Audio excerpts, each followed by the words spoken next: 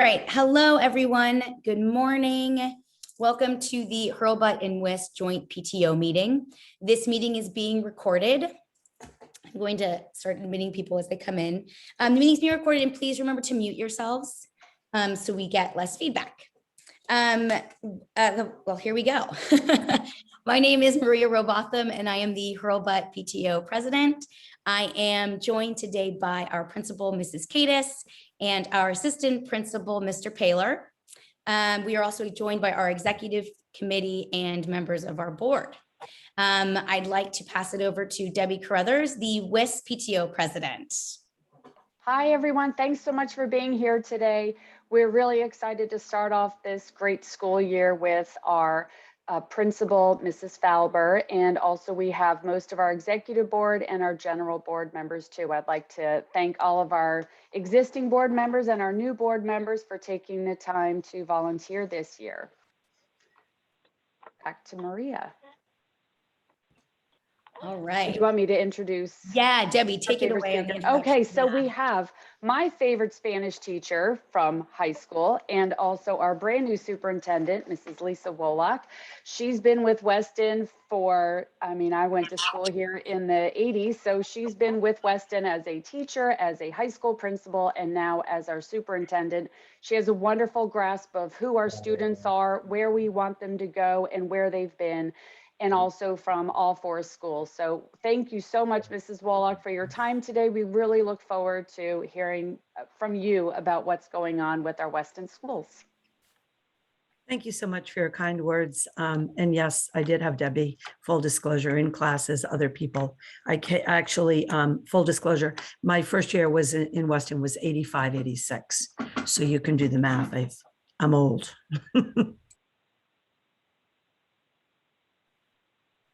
If you'd just like to share with us what your goals are for this year, what you've been working on over this summer, and what you want us to, the schools are going to be focusing on this year in regards to our academic goals. Oh, of course. I'm sorry. I know I was first on the agenda. You're first. We're ready for you. And it's really great to see such a big turnout. I don't know how many of you saw the board meeting. It was a 4-hour meeting on Monday, and quite a bit of the time was spent on going over district goals. I will not spend 4 hours repeating that, but there are a few highlights that I would like to say. And the goals will be posted later this week. I'm meeting with our IT people today, as in the goals, and the important thing isn't the goal, but the action plan, because the action plan is really about teaching and learning and how that will help move our children forward. So we have 4 very specific goals in the area of curriculum and instruction at the district level, and then each school, Hurlbut and the intermediate school, have their school goals, which will also be linked on the website, so you can see a little bit more in depth of how the district goal relates to the elementary goals. So one of our big focuses this year is on math, and the goal reads that we really need to ensure all students demonstrate growth and deepen their conceptual understanding of mathematical concepts. They have to have these really requisite problem-solving skills. It is critical. It can't all happen when they get to 9th grade and all of a sudden college is looming. It's a building block starting in pre-K to 12. Now, that goal sounds kind of lofty, but when you look at some of the very specific action steps and how does that translate to my child in the classroom, specifically at Hurlbut and WIS, one of the things that we have implemented now is that there is a curriculum instructional leader in both buildings for math. Previously, we had one person going pre-K 5 between 2 buildings, and that person was in charge of math and science. Way too much. So I'm very pleased to say that Kelly DeVecchio, one of our beloved elementary school teachers, will be working specifically at Hurlbut with the, coaching and all of those important things with our new Math in Focus resources, the pilot program in kindergarten to support those teachers. Being a high school person and kind of changing my mindset, I had been both principal at the middle and high school. You know, when you think of at the high school, you have a curricular instructional leader, 612. Well, 612 in math is what, like 16 people? Um, when you look at Hurlbut and WIS, you're looking at 50 people. You're looking at all of these classroom teachers that really we need to support, especially with the new math program. So it's a heavy lift, and we are really pleased that we are able to use our federal funding from COVID to support the curriculum instructional leader, to double the amount of time for math intervention, both push in and pull out, to really look at specific groups of students, cohorts of students that need strengthening in their foundational skills. And this is going from K up until 9th and 10th grade. But specifically at the elementary, we doubled the math intervention. We also have a group that will be coming in, because you say, well, how do we measure our success? Well, we have our unit tests, we have our NWEA and our Smarter Balance tests that serve as benchmarks and kind of determine our growth targets. And then we also will have the Tri-State Consortium will be coming in April to kind of do it. It's like a peer audit of our program. And just so you know the power of those peer audits, years ago, we had the Tri-State come in and looked at our pre-engineering program, which was not really very strong at the high school. And then we were able to get our Project Lead the Way program, which now goes from 6 to 12. And we are one of the top 200 STEM high schools in the country. And so it's really important that the foundation at Hurlbut, at WIS, and at the middle school gets very, very strong specifically in that. We know that because of COVID and all of the changing environments, that math is hard to teach. And I'm so happy to have been going into the classrooms. We're really focusing on walkthroughs in the math classrooms. I saw just some amazing things. I was in Hurlbut, and it's great to be able to see the students actually using the manipulatives, being able to play with the math, being able to make their thinking transparent and explaining what are they doing. At the WIS, I saw a really great example of differentiation. I think it was a 3rd grade class, Ms. Falber. It was on the first floor. And I went in, and the teacher was doing working in a small group with some students. Other students were working at their desks and doing a task. It looked like a formative assessment that will inform the teacher basically how well she taught it. Are the kids getting it? And then there were about 4 students that just had headsets on, and they had iPads, and they were working on something else. So that to me is differentiation at its best. We only have a certain mouth block. We can't waste a minute. And to be able to meet their diverse needs, because they were all doing different things, is really important. And special shout out, Monday night, the WIS PTO, all of your gifts were graciously accepted. It was over $16,600 specified. And there were some very specific things about iPad stands and things like that that are so important. So that's kind of the math overview. We also have some specifics in reading that we are focusing on. One of the things is we're looking at the phonics program and trying to strengthen it in the transition year of 3rd grade. I am so happy that the board supported Ms. Falber's recommendation to have that extra 3rd grade section. We were a little bit nervous in the summer of the tipping point in the number. 3rd grade, you look at 3rd grade, you look at 6th grade, you look at 9th grade. Those transition years are so important. And to be able to make sure that section is at the sections are at an appropriate number really helps.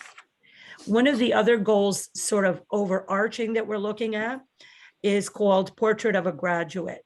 The state of Connecticut has a law that we must give 1 mastery-based credit for, are the students prepared when they graduate? And how that translates is that beginning with this junior class, there will be an electronic portfolio of specific evidence indicators of specific competencies. So like when I talk about the critical thinking, what are examples of the work that they're doing in their courses that reflect that? We were very fortunate with COVID, if you can believe some, you always try to look at some positives that came out of COVID, was that we piloted this portfolio the last 2 years for our seniors. Now, I'm mentioning the portfolio to you because it's very important after we get the nuts and bolts in place at the high school, that then we expand it down to start having that mindset K-12 of, these things are so important, these skills, and they start back in, when the kids are little. There's no better example, I think, of that in that the seniors on their graduation morning walked a lap of unity in support of the Education Foundation. That was Kiona Patel's idea. She's a senior now, to walk for a favorite teacher or educator. And there were many students that wrote personal notes about teachers. And I had the privilege of taking them around and then reading them in the classrooms. And there were at every level. And what struck me was I was in both the intermediate school and the middle school. And I was reading the note to the teacher, specifically how that student's life was changed, not just because of the teacher relationship, but because of how the teacher taught something. For example, Allison Agler, beautiful note. And the student wrote, "You changed my life about math. I love math because of you." And I tried to read as many as I could to the children, so the children can see that, like, wow, someone remembers what Miss Dunn did or what Miss Scanlon did. Someone remembers what Miss Merrifield did for me. That's going to be me as I grow up and I get bigger. So that kind of speaks to the skills that we're trying to develop K-12.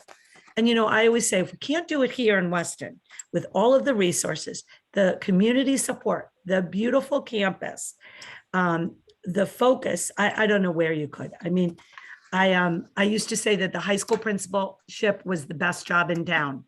I still do think it's the best job in town, just because you get to spend every moment with children and it's what I know best. But I think the superintendency is probably the second best, because now I get to visit all the schools and see it's just amazing to see. The last goal specifically in instruction, curriculum instruction, has to do with sustainability. The board has done a really great job on a policy. It's going to go for its second read in October on sustainability in many different levels. And so the goal reads, to promote green initiatives across schools to educate all Weston public school students in environmental awareness. We have 11 goals. What we did in the spring, and we're going to actually be working today with the curricular leaders on that, is what do we have? Because we do a lot of different things. Like I know at Hurlbut, I think it's in kindergarten, Miss Cadis, maybe it's not in kindergarten, they do something about composting, correct? I believe it was on the list. There was a reference about community service projects at Hurlbut that hopefully we'll be able to start up again now that we're trying to be more normal. There were wonderful examples across the district of, the infamous water warriors or whatever it's called at the middle school project. These all relate to sustainability goals. And so our task is to see what we have, to see what we can build on both academically and co-curricularly, and to make sure it's done at scale, because it's so connecting to their lives that we need to be very explicit and direct about those connections with our students. And then there's just a couple of other goals. I'm not going to get into the HR and the finance and the operations. I'm going to talk about the kids. And that's the whole idea of, and I'm going to read it because I think it's very powerful wording that actually came out of the Board of Education retreat. And it's the idea that we all here in Weston to promote an inclusive climate that honors the uniqueness of every individual, independent of race, skin color, religion, disability, gender identity, sexual orientation, or other perceived differences. And that is a very powerful statement. And it's done in many different areas. It's done through specific academics in language arts, where the students are analyzing texts that are culturally diverse.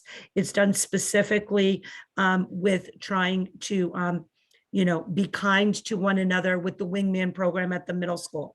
It's done specifically with responsive classroom and the ruler from the Yale Center for Emotional Intelligence at the elementary schools. And how do we promote that inclusive climate? How do we support our students' social emotional needs? That's another one of the goals, because it has been really challenging and stressful for our students, no matter what age. It's been stressful for us as adults. So how can we support that? And we're going to be doing things like strengthening and making sure at scale our positive behavioral intervention supports are in place, K-12. Frankly, I think the elementary schools are much stronger at it, and we have to work on strengthening it as we move up school road. We have a consultant that will be helping us look at specific case studies that, it's kind of reminds me of like, when doctors get together and try to figure out what's the best plan for a patient, and they put forth their ideas. It's the same idea here. We have these kinds of backgrounds of a student. This is what we think. And to have another set of eyes at a level of expertise, that's really important for us to be able to analyze the case studies and then work to making sure that our students have the best possible program for them. One of the other things that we are looking at are, as I said, are the transitions between the buildings, specifically to look at the high school. We have a new alternative pathways program.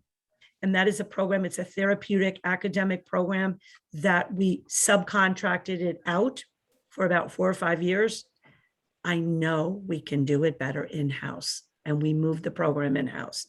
And that's specifically so that we don't like to lose students to outplacement. We like to keep them in our community where we can service them. And we're really excited about that work. So that's kind of an overview. I would say at the district level, I would encourage you to look specifically at the schools. The schools are going to be dealing again with reading and writing, math, social, emotional. Those are the 3 key areas. But the devil is in the details. It's in the action steps. When we set a target at a grade level, like 2nd grade cohort, 4th grade cohort, we say, this is what we're aiming for. The through line must be to the classroom, so that the people on that team know that this is the target for those students. And then the individual teacher needs to look at the students in front of her or him and decide, okay, with my group, perhaps this is the subgroup I need to focus on, because I know we can do better in moving everyone forward and really strengthening those areas. So I probably have talked too much, and I probably have talked too fast, but I wanted to get a lot in. And historically I do that. So I'm happy to answer any questions.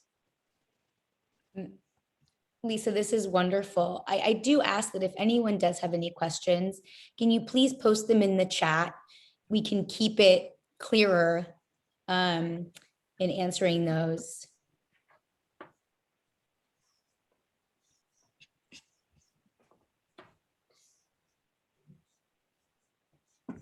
I'm waiting for anyone to type.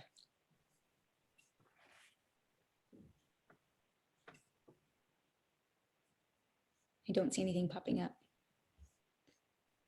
I have a question about the fall. Okay, this is from Mr. Hopner. I apologize if I messed up your name. I have a question about. Just ignore the O. You're very close. You. Yeah, thanks. Thank you. A question about the fall NWEA math assessment. Yes. Go ahead, Michael. Oh yeah, just you had said that I got an email from the teacher last night saying that they're taking the test today. So I just was curious about, and forgive me if this is redundant with a board meeting, but I'm just curious about the test a little bit. I'm not sure about that, given that I've not been exposed to that at the, I guess, 1st grade level where my daughter is. So love to hear about that. I can take that question if you want me to address that. Yeah, that would be great, because Laura knows the specifics, but I do know that there is testing today. I was over at the middle school. The kids were all ramped up about getting excited about it. So Laura, why don't you speak to it? Yeah, so specifically at the early elementary level, we look at a variety of informational tools and assessments for the students. We want to take really a broad picture of where students are.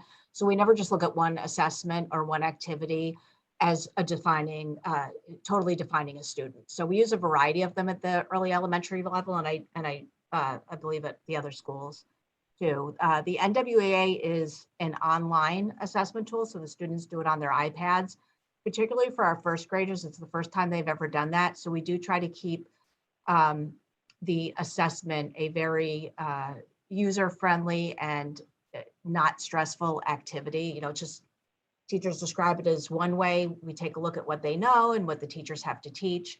So we don't tell the students it's a test or an assessment, and it certainly isn't any kind of a high stakes assessment.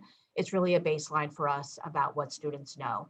Then we take that information and look at it in context of all the other information we know about our students. How are they performing in the classroom? What are their activities like in the classroom? How are their unit-based assessments going? So I did want to make sure that I pointed out, we don't just take one measure about a student and make decisions about them as learners. It's one piece of a variety of information that we have, particularly for the youngest students who it's a unique experience for. You know, by the time they get to middle and high school, it becomes a little more routine for them. But that's something that we look at very developmentally appropriate way here. We do share that information with families at the parent conferences. The teacher will share all of the information they've gathered about the student, performance in the classroom, unit-based assessments, and WA is a snapshot. And I always caution too, it's a moment in time, which is why it's so important to have multiple measures of student skills and knowledge. Okay, thanks. So for example, this test will be given 3 times this year, correct, Laura? This assessment. The important thing, you know, especially this year, we made the decision to test 3 times. And the purpose is to really make sure that nobody's slipping through the cracks. And I explained it to the older kids, like do your best effort, because this assessment is about you, but it's also about the teacher. It's a collaborative thing. Every time you take something, it's how well are you doing based on the instruction, and if the instruction needs to be tweaked. And it is very powerful data, and we are very specifically using this test K 5, if you will, or 1-5. No, grades 1 through 9 this year. We've never done the NWEA in 9th grade. One of the things that we can look at is how much we can slice and dice the data. And for those of you, not to go off on a tangent about middle school, but in 7th and 8th grade, we have different math tracks. And what we discovered was when you look at the different math, accelerated, double accelerated, or the standard math class track that my daughter was in when she went to Weston High, there were some concerns, quite frankly, about that standard track. We have to really address it. And, you know, when you look at scores and everybody's in it together, when you start drilling into the data, you have the double accelerated kids bringing up the average score. And then it's like, wait, we have to focus on making sure that no one slips through the cracks, especially this year. And that's why we are also testing in Algebra 1 this year, specifically for that purpose, to be able to compare their 8th grade and their 9th grade performance for the students that are in that class. It's so important from the point of view of, I think it's more a test about us, quite frankly, than the kids. You know, how well are we doing? What do we need to strengthen with our professional development, our pedagogy? How can we support our teachers? Because like I said, especially at the elementary school where all of these different subjects have to be taught, it's challenging. And I don't think I knew how much until I've been in there and spent a lot of time walking in and out of those classes. It's exhausting. So I'm giving a long-winded answer, but I hope that kind of gives you a flavor of the test. And what's really cool is we have a dashboard that the teacher can appear on the teacher's screen that our director of technology does, and they can have the data right there. And it's instantly. It's not like, I've been here a long time. In the old days, by the time we got the data and looked at it, how could it have informed instruction when it was 5 months later? This is really quick. Thanks.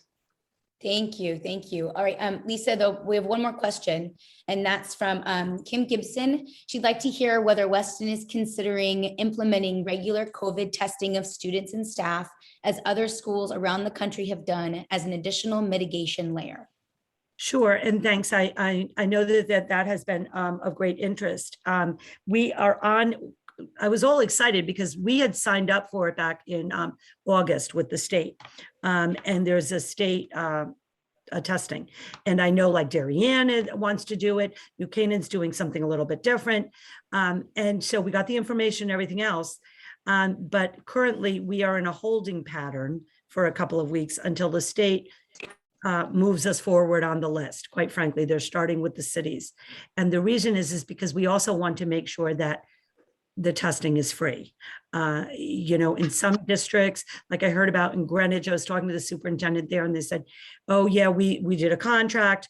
If you're going to do a contract, how much money is it going to cost? How long is the contract for? Don't go beyond a month, because when we did it, she was very frank. They didn't get enough of the pool because it's based on volunteers.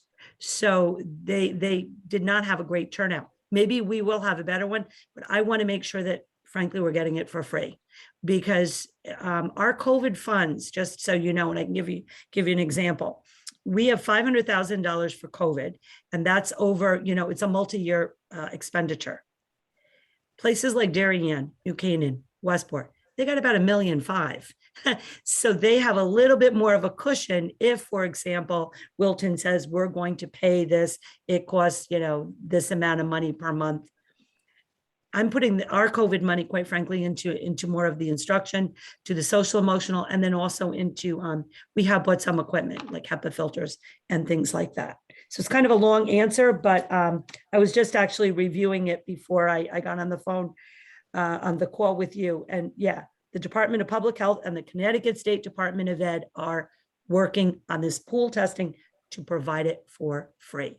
The other piece that we are very actively involved in, if you know, is that the state has mandated that everyone needs to be either vaccinated or a medical exemption or religious exemption for staff, or if a staff member refuses for his or her choice, that person will have to submit to weekly testing. And the results have to be turned in by a certain amount of time. This will start next week. And if they don't submit, then they can't come in the building, which is pretty strict. Good news, again, the State Department of Ed has free clinical places to test. So that's positive. But there are a lot of different layers to this. I think that we're in a really good shape in the district because everyone is working hard to take care of one another. And I'm really proud of that.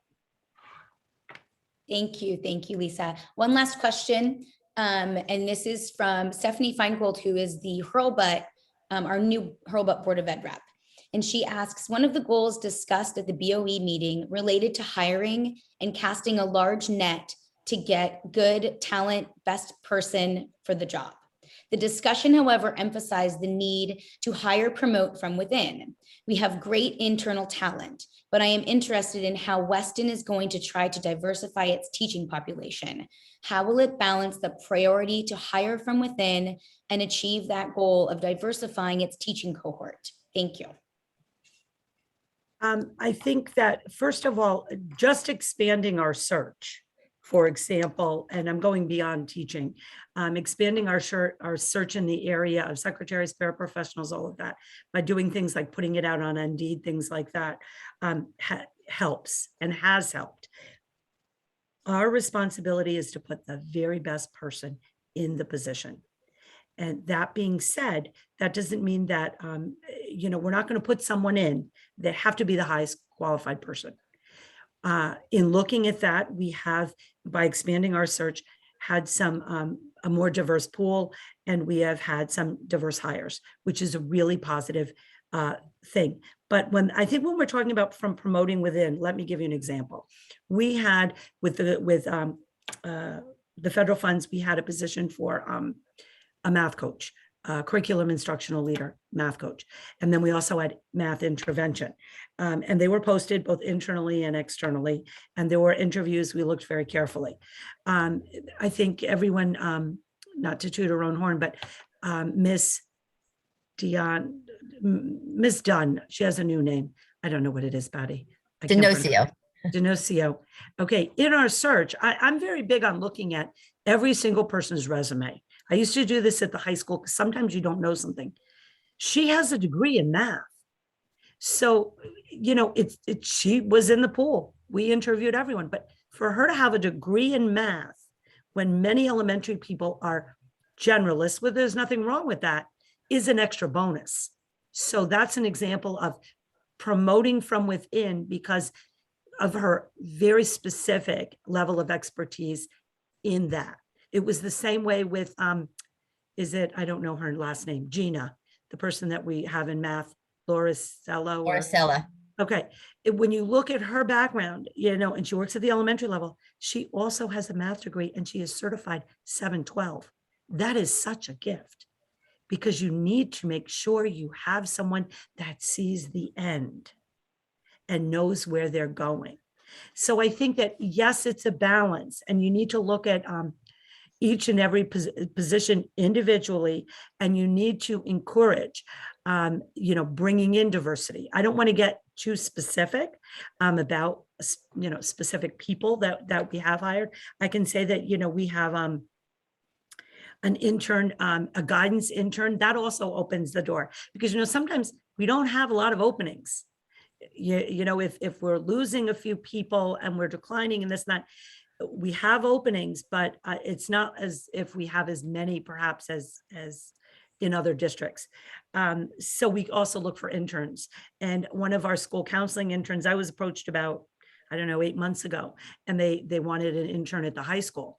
And when I saw, I'll be very blunt, that, you know, her name is Liliana Garcia, and she has a Spanish background. I was like, oh, please, can we have her? Because I'm always the resident translator. I was up at the high school today translating again. So, you know, we look where we can for those opportunities. I am committed to it. I think that looking both out and in is important, and to consider that if we are raising global citizens here, they have to have exposure to diverse backgrounds.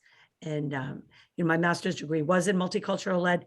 One of the things I'm very excited about is we are working with it was actually the Westport Rotary and Rotary International on a teaching partnership specifically in Guatemala, where our teachers in the afternoons after school are going to be at Hurlbut and WIS, a small cadre of them are going to be actually training teachers in Guatemala to teach better.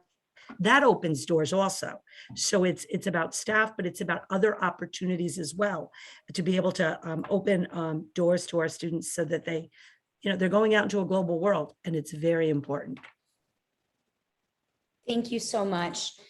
Lisa, thank you so much for taking the time to talk with all of us and answer these questions. I do want to say, if any parent didn't feel comfortable writing something in the chat or has another question that comes up, can you please send it? Please feel free to send it to myself or to Debbie, and we will get it to the superintendent or to one of the principals, depending on what the question relates to.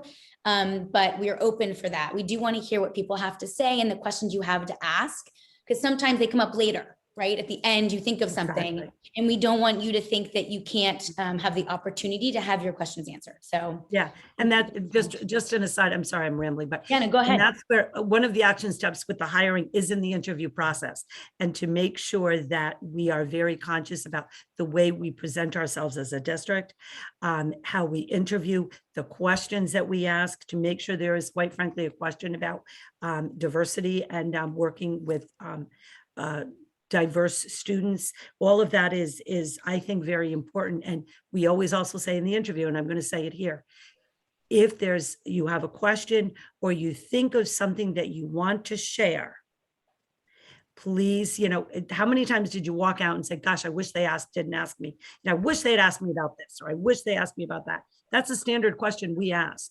You know, please speak up and tell your story. So if something sparks you later on something I said, like, wow, I want more information about that, please reach out. It is so important. And I'm going to put in a plug for our newsletters. Here's Hurlbut's. It will be coming out this week. They'll all be together. This is Horace, right?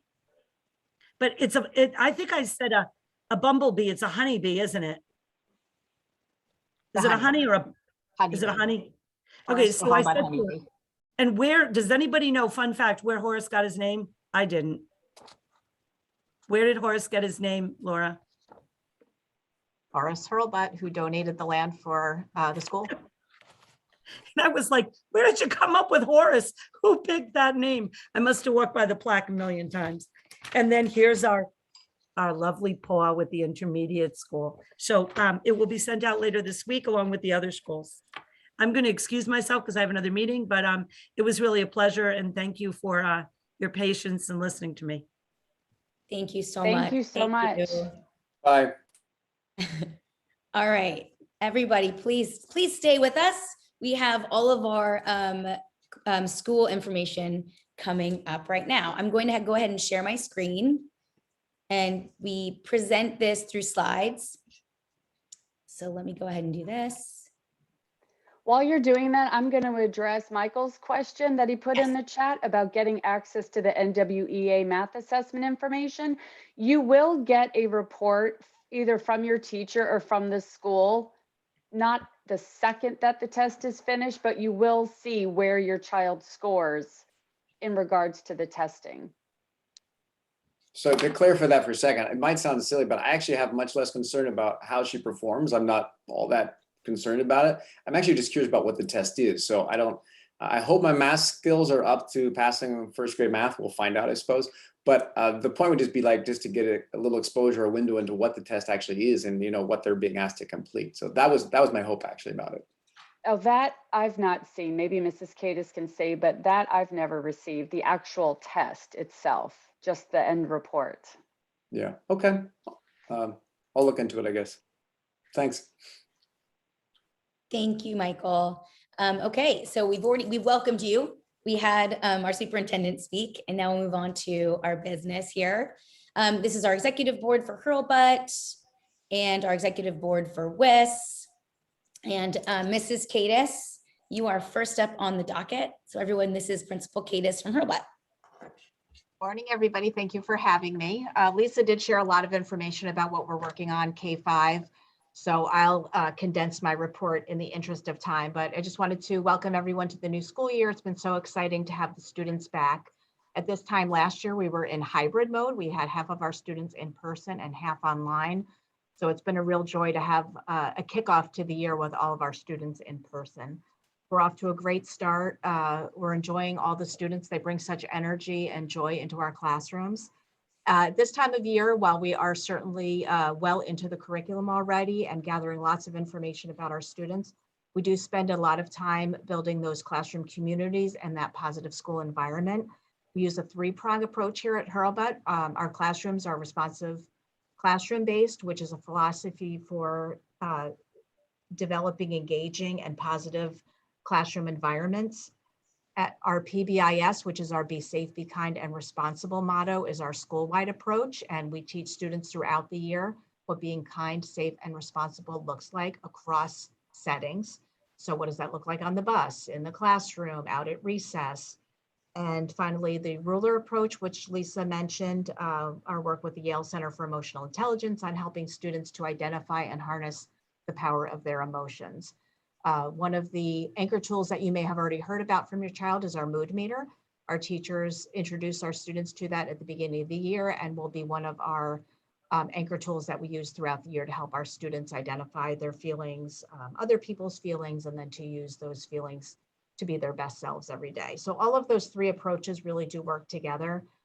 We know from practice and also from research that students who feel positive and are engaged in the classroom perform better, have more positive relationships and well-being in the classroom and in the school.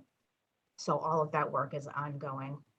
Just a reminder to everybody, email is our primary mode of communication. As a school, you will get district emails, school emails, and also emails from the classroom teacher. So always keep an eye on your emails. Sometimes quite a bit of information comes out, and I know it can be easy to miss things. You can always reach out to us if you feel like you've missed something.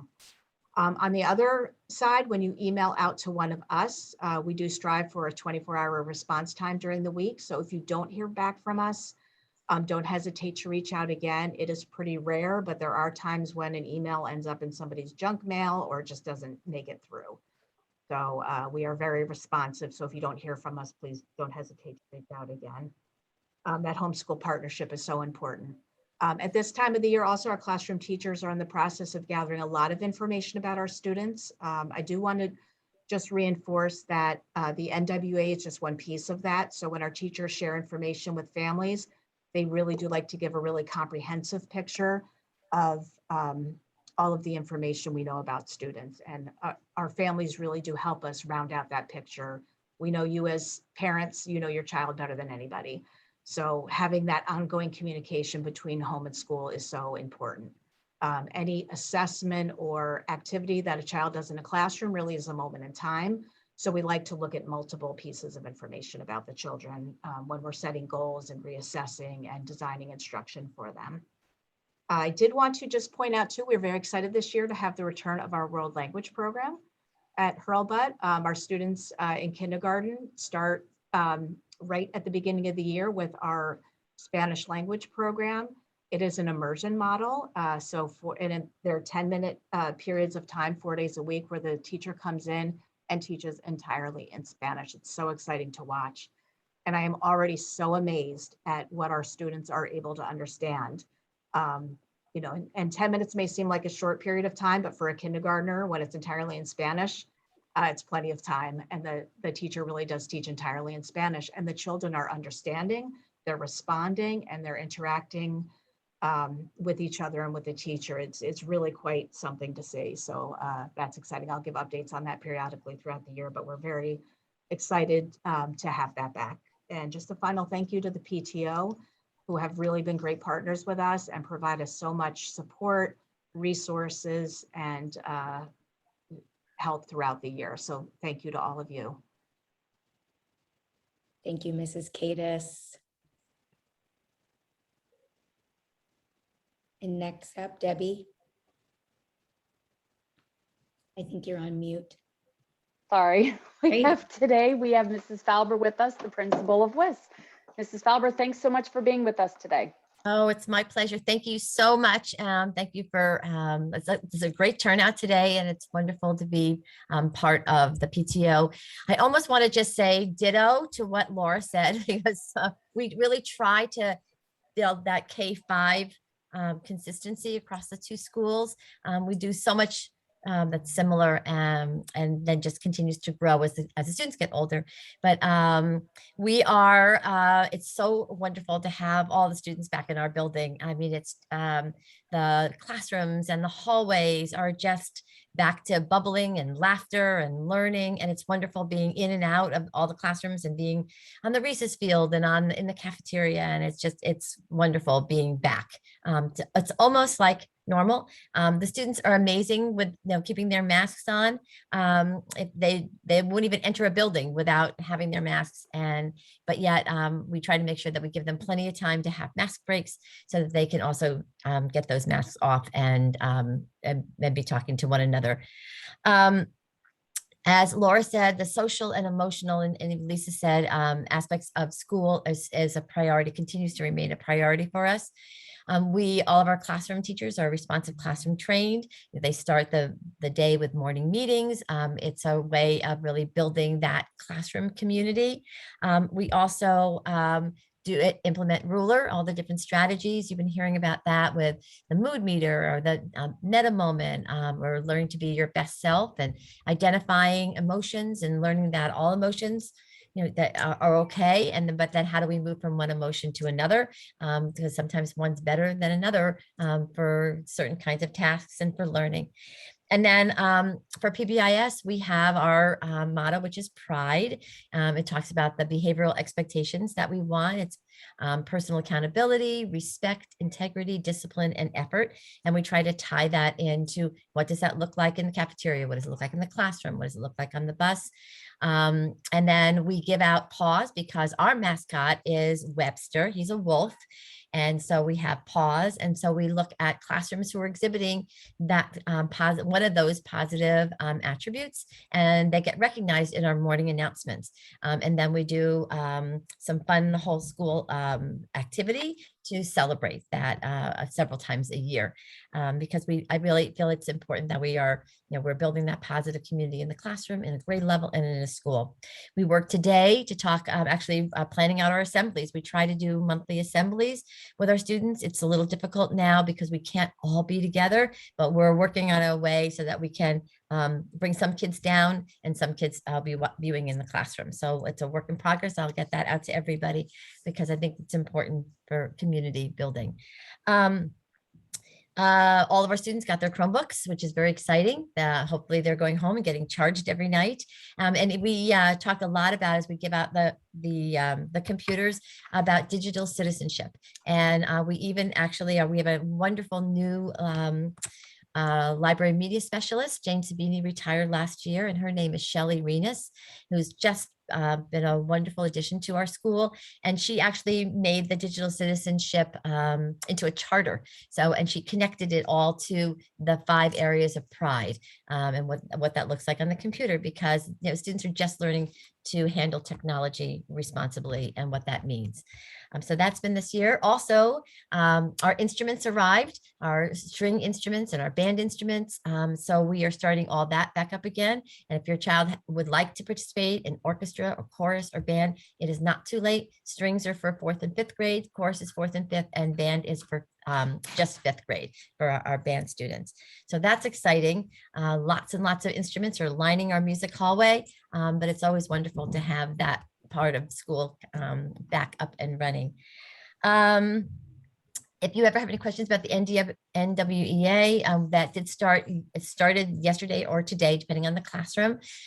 We do the testing for math and for reading. It is just a way of seeing where students are. As Laura said, and as Lisa said, it's just, we have lots of multiple measures that we look at students, but it's a great way to make sure that we can make sure that students are making progress. There's different areas that we look at in math, and in reading as well. And those reports generally go home during the parent-teacher conferences. But if you ever have any questions, always feel free to reach out to your classroom teacher or to me, and we can talk about them and what they mean. And again, it's just a snapshot. It's just a piece of what we look at, really helping your child continue to make growth and be challenged. So I think I've spoken a little fast, but I think I covered everything. But I'm so pleased that we're back. Thank you, the PTO. I did go through all the gifts that was given last year for WIS, and it was amazing to go through everything that you do. And I'm looking forward to a great year. And I really do believe in a really strong parent-school partnership, because I think it's the only way that we can really make sure that we help all of our students grow and succeed. So welcome back. Thank you so much, Mrs. Galber. Oh, I'm sorry. I just wanted to hop at the Hurlbut for a minute. I'm just looking at the time, but before people have to hop off, if I could just introduce Mr. Paler, our new assistant principal. Yes, please. Yes, please. Thank you. Sorry, I'm just looking at the time, and I don't want to. He may have to hop off to go to a classroom. So as I think everyone knows, Mrs. Coos, who was our assistant principal with me for 9 years, retired last year, and we're very excited to welcome Mr. Paler, who's with us. He has just been, stepped in and has just been such a wonderful addition to our school. We love his energy, his enthusiasm, and he is has an early childhood background, was a preschool and kindergarten teacher. So exciting. Mr. Paler, if you're still there, can you just say hello to everybody? Yes. Good morning, everyone. It's great to join and see everyone. We appreciate everyone for joining us. Thank you for sticking with us this school year. It's been a great start to the school year. It's been great getting to know everyone, knowing all the teachers and getting to see all your young ones.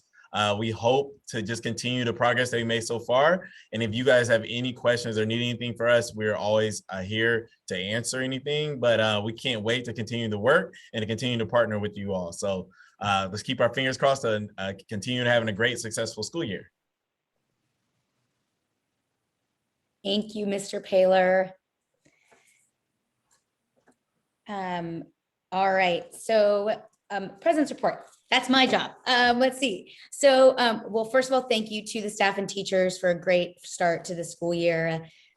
We have happy children running home every day and loving everything about it. I tend to get emotional when I talk about these things because it brings me such joy that they are in a classroom and getting to see their friends and making friends and building relationships. And I find that to be extremely important as they get older, as they're this young. So thank you very much for that. If you received the email for parent information, please fill that out. For each of your students in Hurlbut, the room parents will use this information to dispense classroom information or what's going on with teacher gifts and things like that. And Mona will speak to that a little bit later in her report. We have a book fair this year. This is so exciting. The book fair is back. It will be October 18th through the 22nd. At this point, given the COVID restrictions, it will just be the children going in with their classrooms. They won't be intermingling. It will just be the one class going in at a time. And more information about that will be coming shortly. Our book fair chairs are working hard. Jennifer DiDonato and Ursula Carey are working hard to get all of this set up for us in a safe and fun way. And for those of you who haven't been a part of a book fair, we have lots of new families who might not have been at one. It is a great moment for kids to not only get to kind of browse all these amazing books, but give them this boost for the love of reading, which at this age is really emphasized. And they get to have that hands-on feel like they do in the library and look through new books and they talk about them. It's really fun for them to be able to do that. So that's that. And people have been asking, the Memorial Day Fair is on the calendar. We have 5 amazing co-chairs. 5, and they will take each responsibility in turn, and I am sure it will be a great success.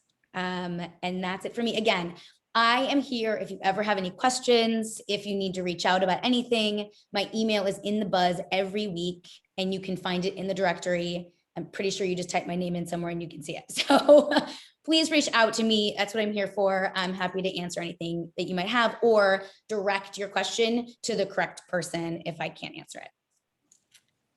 And Debbie.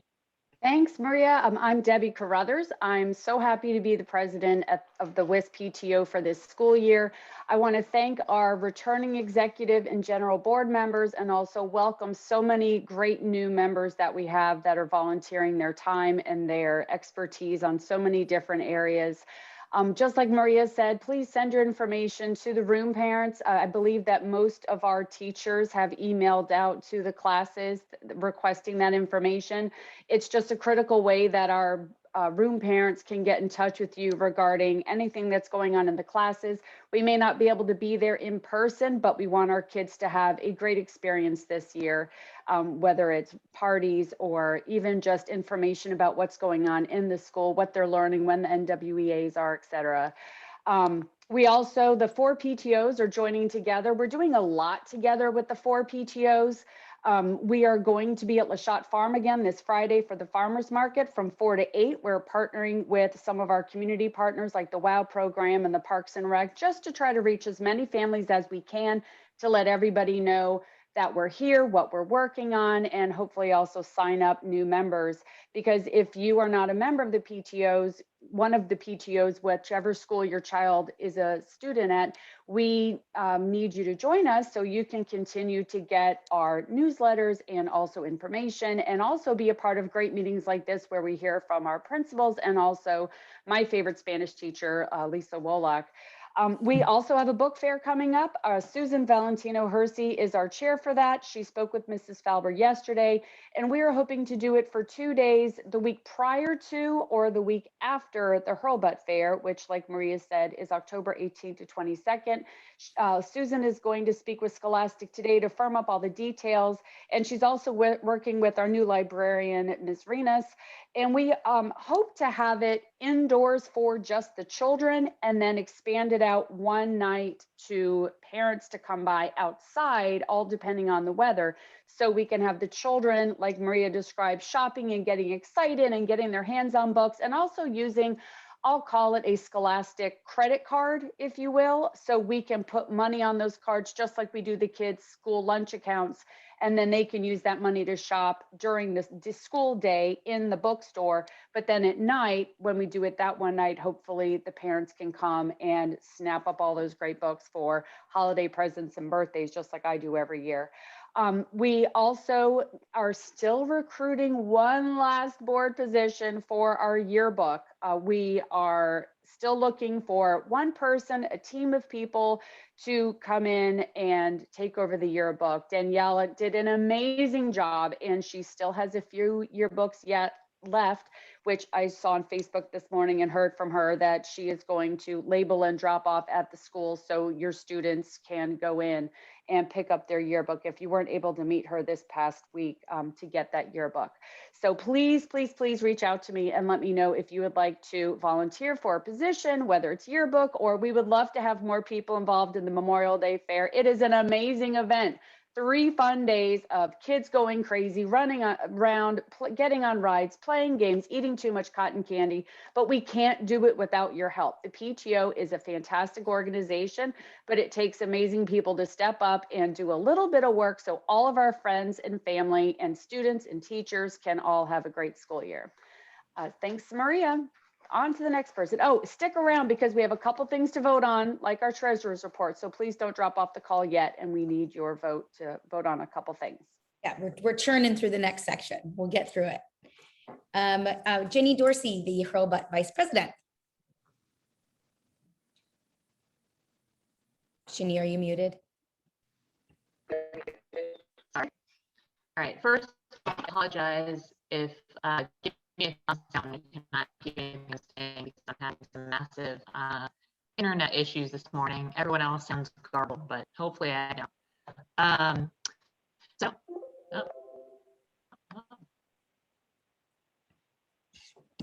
Hello. Jenny, you are a little garbled.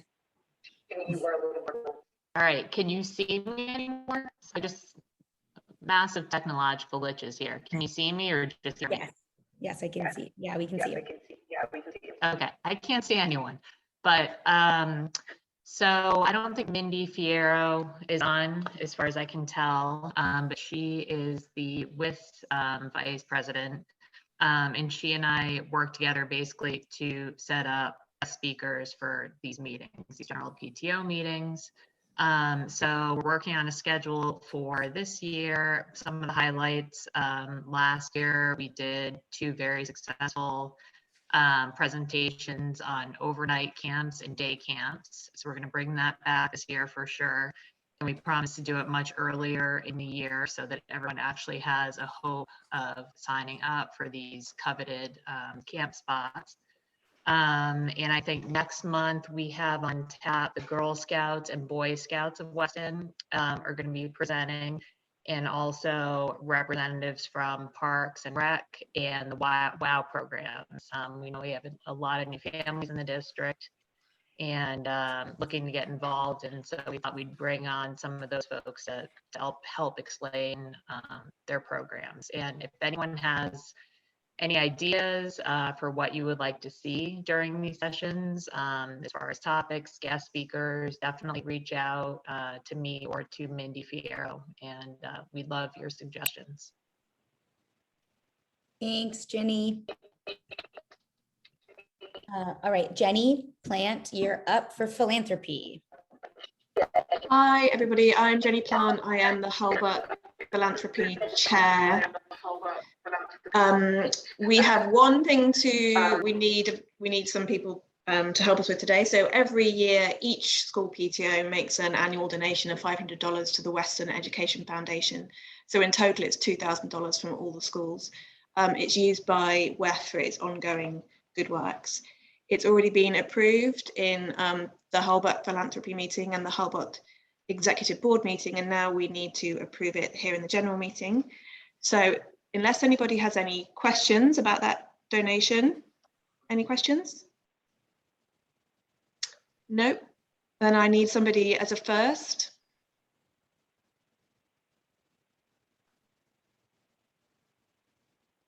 First, I can first. Who is that? Sorry, I didn't see. This is Elizabeth. Okay. And then we also need someone as a second. Second, this is Jenny. If you can hear me. Okay, thank you. That is the philanthropy business for Hulbert for today. Thank you, Jenny. And when it comes to voting on things for WIS and Hurlbut, don't be afraid to raise your hand and say your name and first and second something that you find interesting, or want to say, oh yeah, I want to approve that. So go ahead and do that. And when you do, just unmute and say your name and we can record it. Francesca, do you have a report today? Yeah, no, I have nothing to report today, but good morning, everyone. Pleasure for me to be here.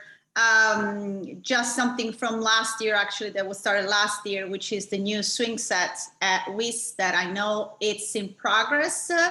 I'm not quite sure about the timing yet, but I have nothing new to report on today, but we'll keep you updated. All right, thank you, Francesca. Okay, so the Hurlbut Secretary Elizabeth Sherrick will do the minutes. okay. Hi, everyone. Being that this is our first general meeting for the school year, we need to approve the minutes from our last general meeting, and that is from the prior school year. So I have attached in there, and I think Maria just pulled it up, the minutes from May 19th. So these are the May 19th general meeting minutes. I have to admit, it's always a little fun to look at last year's last meeting, but when you're starting the new school year. But just what I need, though, we just need to have these approved at this meeting. So if I could have a first approval, and if you could just let me know your name too. Jennifer Murphy first. All right, thanks, Jen. And then can I have a second, please? Stacy Dunbar, second. All right, thank you. Okay, well, thanks, everyone. Thank you, Elizabeth. Okay, I'm standing in for Shannon today. She's not able to be with us, but just like Elizabeth said, we also get to look at our report from the May meeting. And this just goes over sort of the end of the year details, and it will be posted on our website after today's meeting. So also, if I could have a first motion to approve the minutes from the May 19th meeting. Again, just say your name, shout out, unmute. Livia. Olivia, thank you. And may I have a second, please?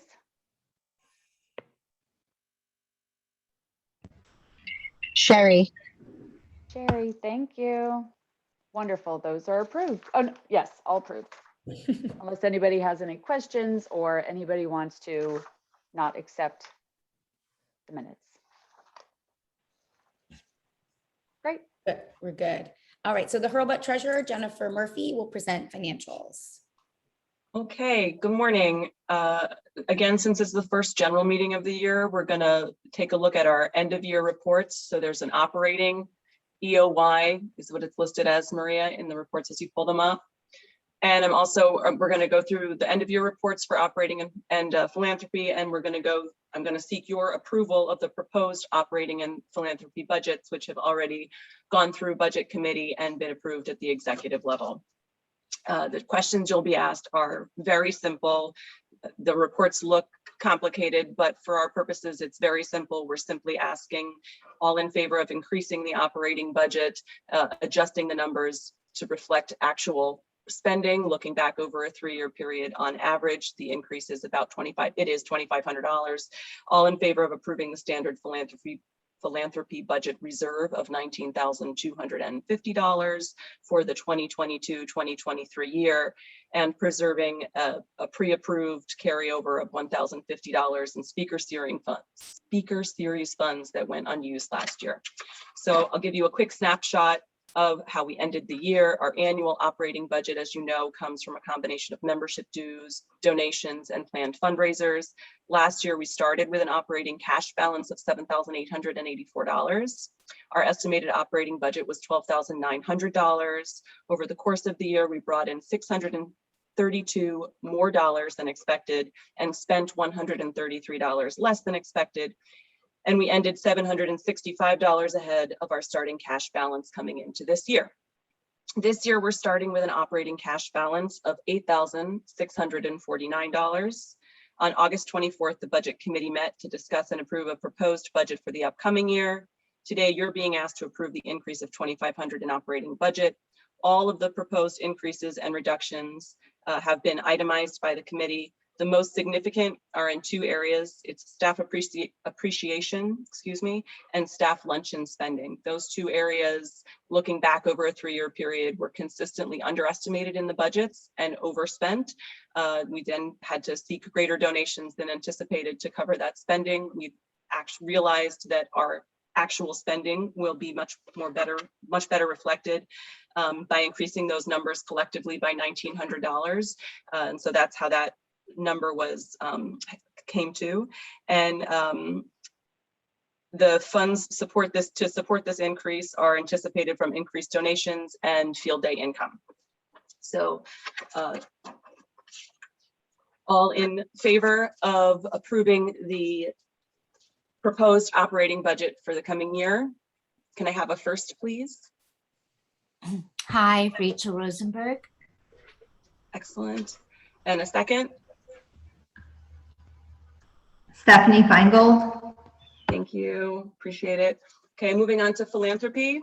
Our annual philanthropy budget includes a $19,250 reserve for the year following the current academic year. This reserve is intended to protect the PTO from future insolvency. We're carrying on the tradition that we've always done. Today, we seek approval of that standing reserve for the future academic year 2022 to 23.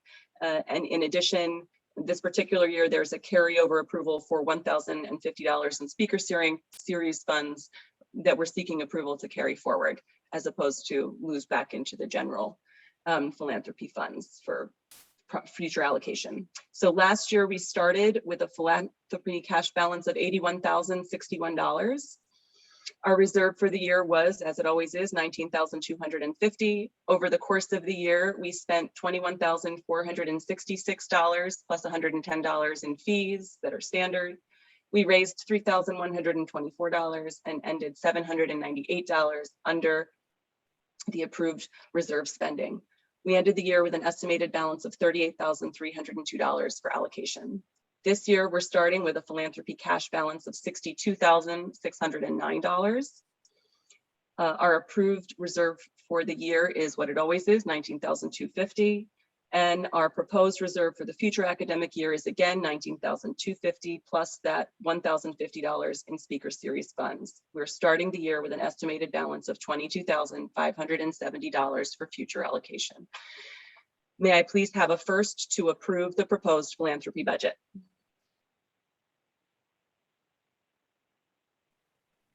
Sherry Day. Thank you. And a second, please.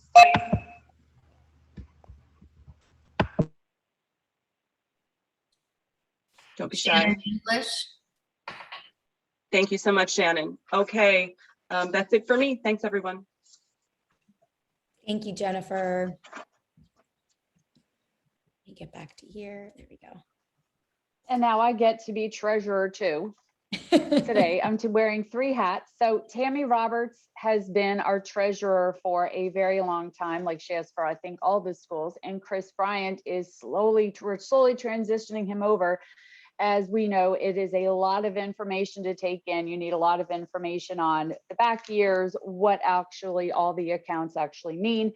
So I'm going to do my best to recap, just like Jennifer did, about what's going on.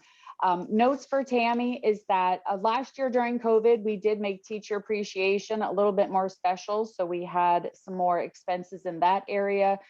We spent a little bit more last year than we normally do, but we're still in really good shape going forward into this fiscal year for the operating.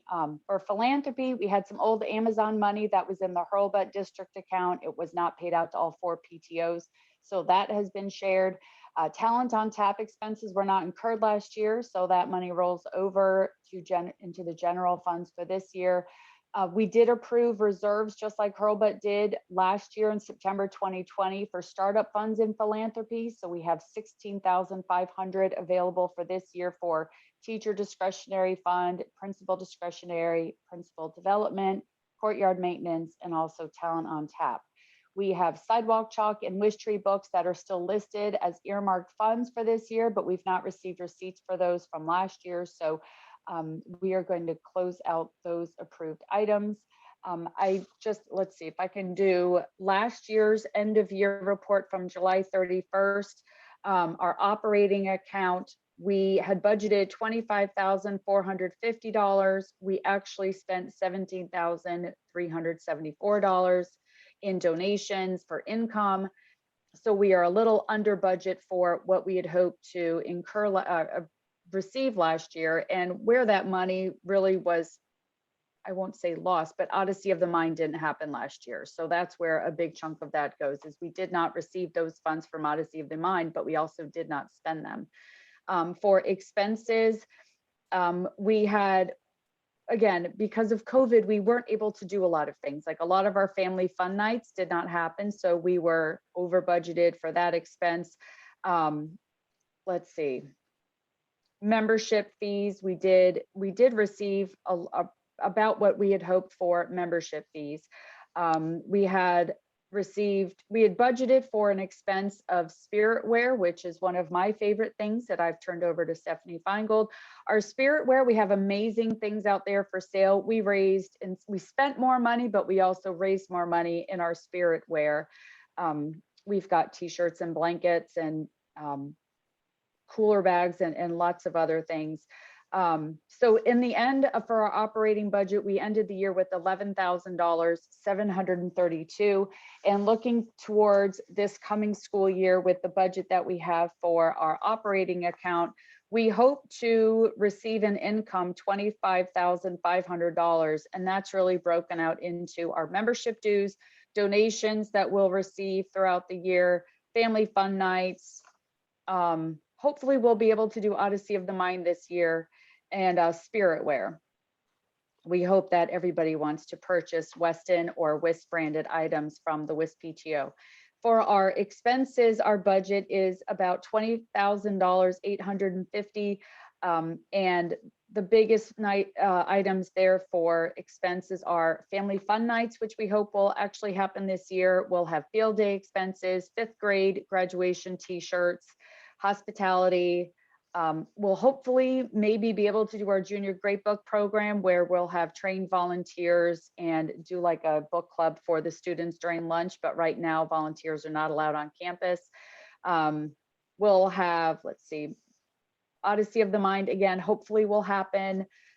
School supplies, we are not doing the school supply program again because volunteers are not allowed on campus. And let's see, we have our directory expenses, we'll have staff appreciation luncheon. Let's see, and so our ending budget for the 2021-2022 school year is $11,732. That's where we'll start, and hopefully we'll end around there. For philanthropy, last year, our books, we started at $116,346 is where we started as of August 1st of 2020. And We paid out expenses. Projects that we spent money on last year was our WEF annual donation of $500. We purchased iPad stands for, first we started with, I believe it was our 4th grade teachers as a pilot program, and then we purchased iPad stands for all teachers to make it easier for them to communicate with the students at home. We had a mystery reader contest prize that we announced with our book fair promotion. We also purchased some amazing picnic tables where those of you that were able to go to our 3rd grade and all new family welcome, you were hopefully able to see the picnic tables that are outside the cafetorium, where it's fantastic, where half the grade gets to eat outside and use those picnic tables, and then half the grade gets to go inside. So we are really happy to provide those to the school for a cost of about $6,000. We also are purchasing, like Francesca mentioned, the swing sets for the playground. We're having additional swing sets that will be paid out through our philanthropy. That's at a cost of about $8,000. So we spent a total of $22,747 for our students last year. And we hope to be able to, we want to spend money. So get those philanthropy requests in if you think that the students and teachers would benefit from something that's outside of the regular school budget. Please let us know, reach out to Francesca. The request form is on the WIS website. With the way we raise money through our philanthropy, we have our Amazon fundraiser, we have donations, we have, we're moving our spirit wear into philanthropy because that does make a small profit for us. So we hope to, we ended last year, July 31st of 2021 with $97,378.48. And then as Jennifer mentioned, we have our $16,500 pre-allocated for this coming school year. And then that ended us last year with $70,371 in that account. So this coming budget, we start out the year with $97,378. We pre-allocate for the 2022-2023 school year of $16,500, again, just to start us off with a solid balance so we can have the things that are pre-allocated definitely funded in case we have another year where we can't do our Memorial Day fair. And so our estimated balance prior to the pre-allocation for this coming school year is $63,728.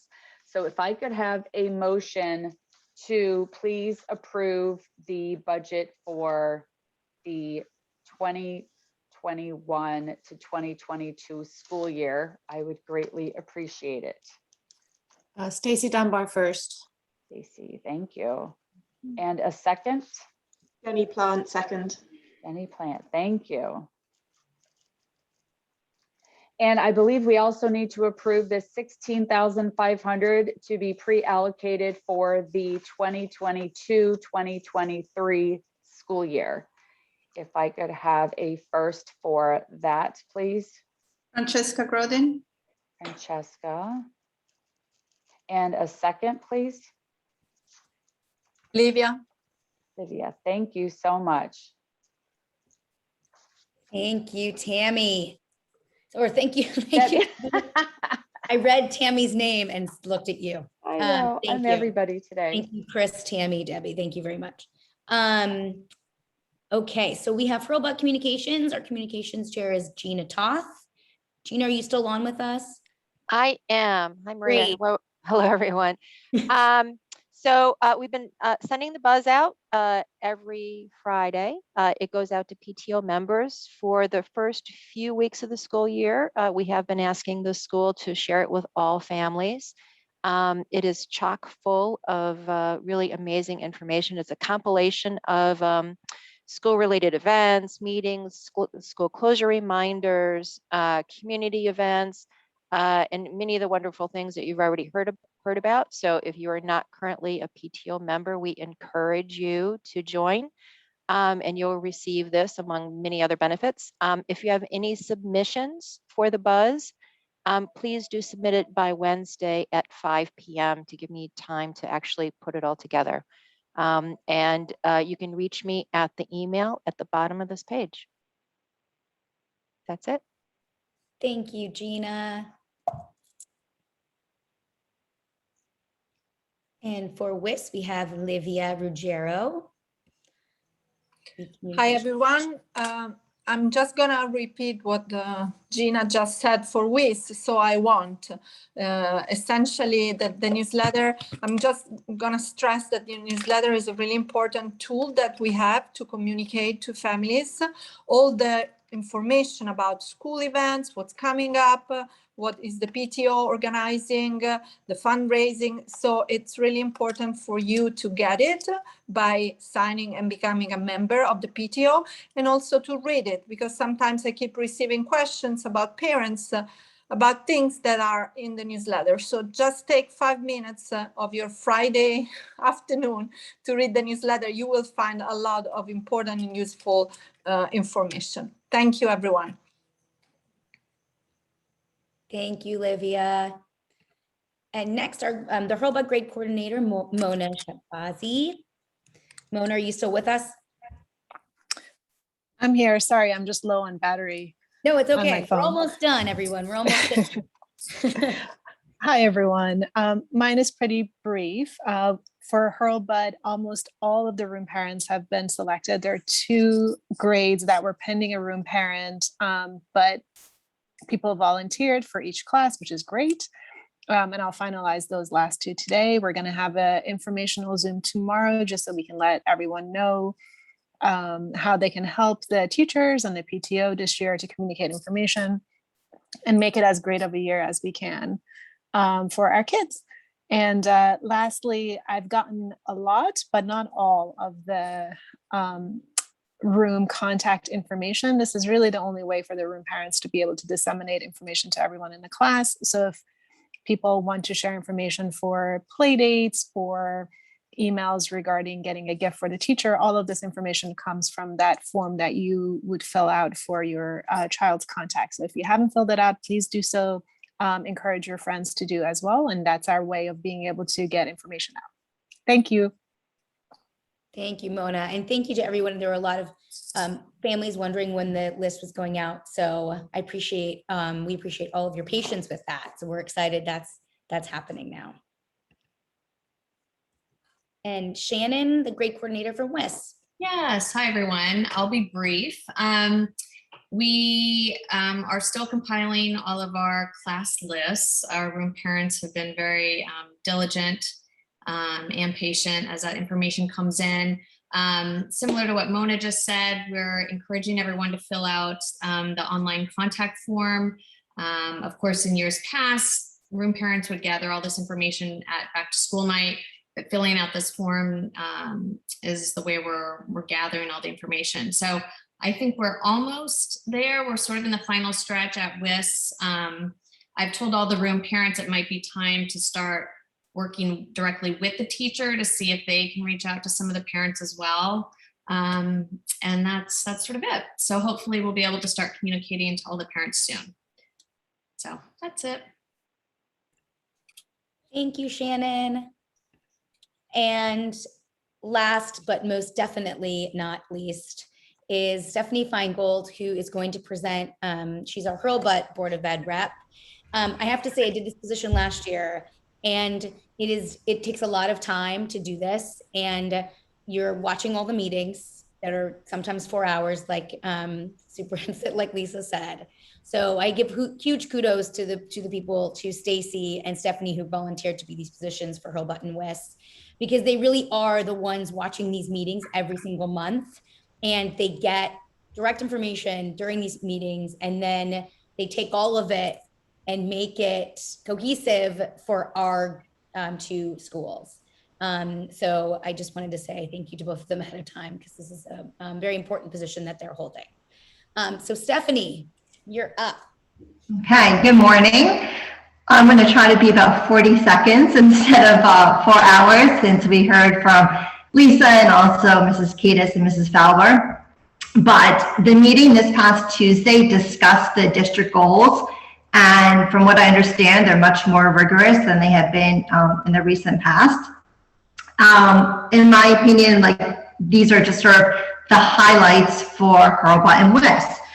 So as Lisa mentioned, in math, there is a new position dedicated to Hurlbut, which is this curriculum instructional leader. So instead of one person sharing that position with WIS and going back and forth, and clearly neither school getting undivided attention, Hurlbut now has its own dedicated person in this position. And I think that's going to be really fantastic for our little ones. There's also an interest in like increasing the different interventions and supports that will be provided to math students. And all this is in hopes of achieving a goal of having our K through 8 students exceed 61% on the next math assessment. I have written here all students, but I went back and checked the data, the documents that were shared during the meeting. It's actually, the goal is a minimum of 75% or more students. In reading, there's a focus on having more continuity between what students are doing in phonics in Hurlbut as they transition to WIS. And so all third grade teachers are going to be trained in phonics, and that's just an extension of the program in Hurlbut now. Also increase reading interventions, and the goal is going to be for kids to be, all kids to be reading at grade level by third grade. And then above third grade, there's clearly, goals suited to student reading comprehension and synthesis and other things, relevant to that age group. Then there's a topic called healthy learning environment. We've heard a lot about PBIS and Pride, the honeycombs at Hurlbut, the mood meters, the pause recognition at WIS. And so all of this is to help our students feel successful and understood, and to process their feelings and, help them, feel successful and build their self-esteem in their academics and social life at school. It's my understanding that there's going to be a forthcoming request to the WIS PTO to provide culturally diverse books to help with that language that Lisa spoke of, which is to help promote a climate of inclusivity and honor the uniqueness and differences in individuals. So basically to diversify the books that the students have access to. I'm personally a big fan of books that are windows and mirrors, so windows into lives that are very different from our child's, and mirrors so all students are reflected in the literature that they read. So I think that this will be exciting to hear more about. Under pupil personal services, there's an interest in really targeting the social emotional learning support that is provided for students pre-K through 12th grade. The board seems to really appreciate that this past COVID year was a challenge for many students. Many are returning to school for the first time.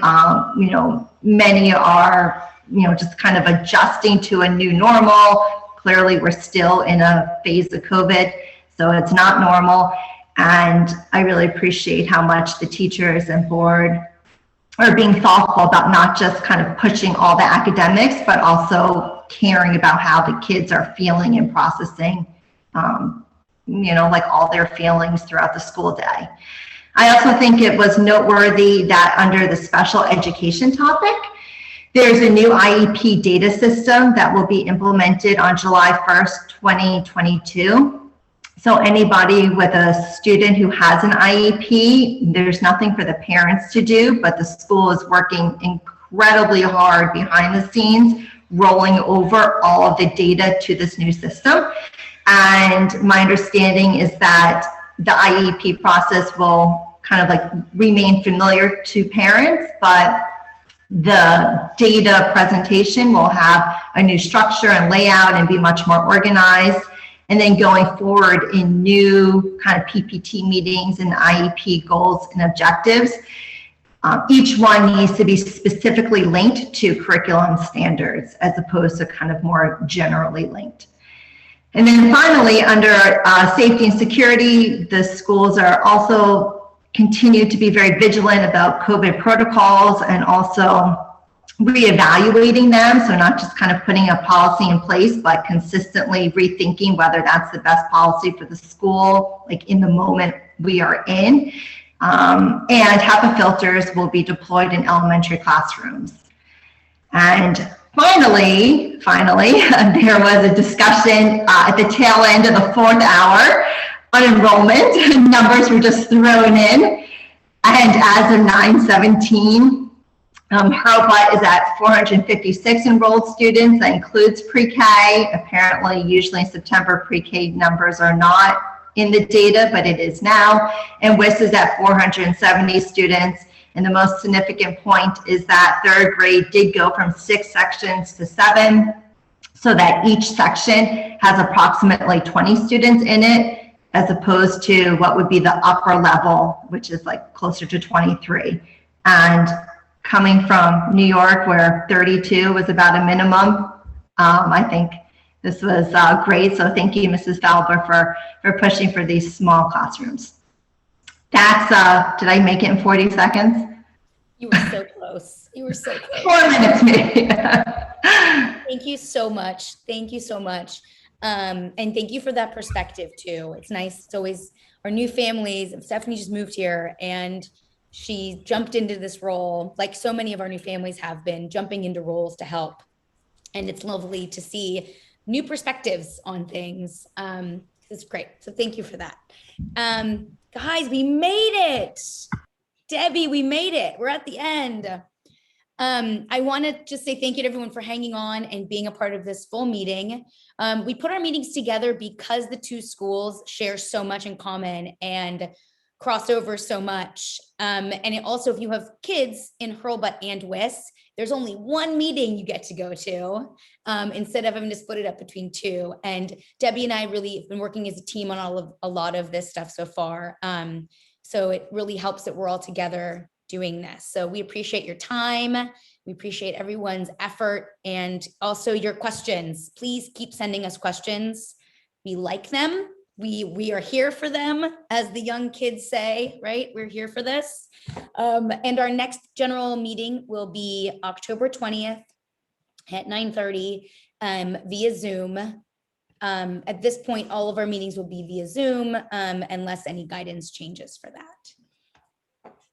Debbie, do you have anything? No, I just want to say thank you to everybody for joining us. This was a great first meeting to kick off our year, and Maria and I are working really hard to make this a great year for everybody and to make sure that these meetings are actually a benefit and not just something that you want to skip and or put us on mute while you have in the background. So we hope that the content this year with our programming, thanks to our VPs, will be a real benefit to our families and to help make this a great year for the kids.